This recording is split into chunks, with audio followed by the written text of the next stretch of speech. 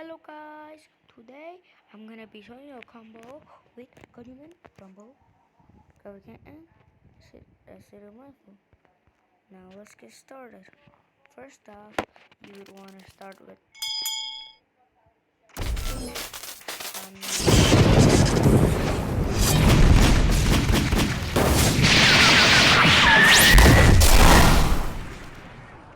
that does 23,000 damage, and I'll show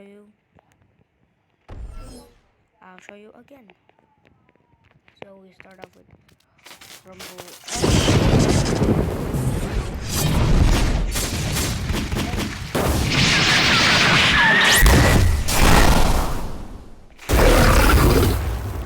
After not that you can use any move that you like.